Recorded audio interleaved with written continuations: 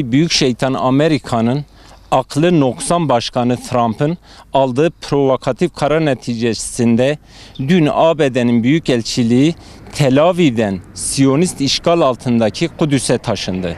Müslümanların duygularını rencide eden bu hadise ile eş zamanlı olarak Gazze'de 59 Filistinli katil İsrail askerlerin kurşunlarıyla şehit edildi, binlercesi de yaralandı. Bizler Türkiye Direniş Cephesi dostları olarak ABD elçiliğinin Kudüs'te açılmasını, Siyonist rejimin tamamen barışçıl gösteriler yapan Filistinli Müslümanları acımasızca katletmesini ve Orta Doğu'nun bağrına bir hançer gibi saplanan Siyonist rejim İsrail'in güvenliğini sağlayan NATO Kürecik erken uyarı radar üssünün ve ülkemizdeki ihanet yuvaları olan tüm NATO üslerinin derhal kapatılmasını talep etmek üzere bugün Akçadağ Kaymakamlığı'na 27 Mayıs 2018 tarihinde kitlesel bir basın açıklaması yapmak talebiyle izin başvurusunda bulunduk.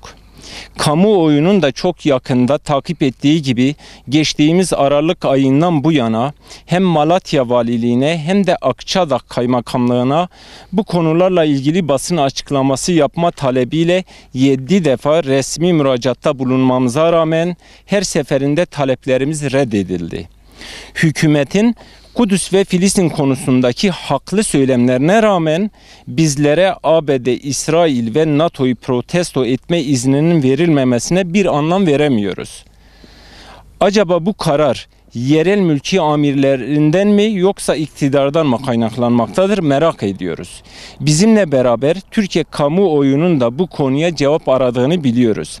Milletimiz iktidardan bir STK gibi davranmasını değil, iktidarda olduğunun bilinciyle Siyonist İsrail ve Büyük Şeytan Amerika ile tüm ilişkilerini sonlandırıp hiç vakit geçirmeden derhal elçilikleri kapatmasını istemekte ve beklemektedir.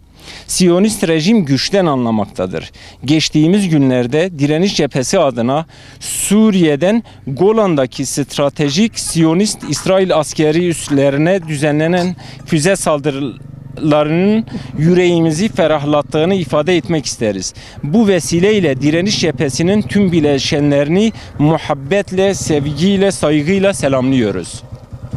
İslam dünyasını derinden yaralayan dünkü gelişmeler dikkate alındığında Akçadağ Kaymakamlığı'nın söz konusu talebimize olumlu cevap vereceğini ümit ediyoruz.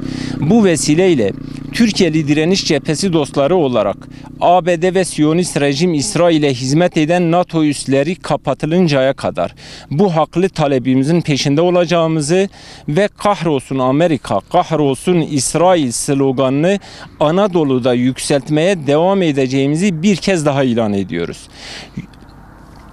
Kahrolsun Amerika, kahrolsun İsrail, kahrolsun Amerika, kahrolsun İsrail, kahrolsun Amerika, kahrolsun İsrail.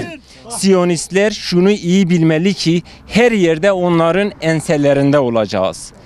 Nekbe büyük felaket sadece mazlum Filistin halkı için değil, bütün ezilen halklar için büyük bir felaket. Dünyayı sömürü çarkları içerisinde öğüten Siyo emperyal güçlerin sultası altındaki bütün halkların felaketidir. Bu felaketi yüreğinin en derininde hisseden biz Direniş Cephesi dostları, ezilen tüm halkların feryadını dile getirmek için buradayız.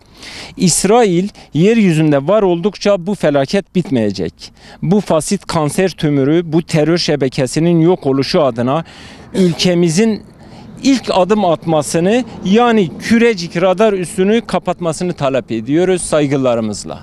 Kudüs'e selam, direnişe devam.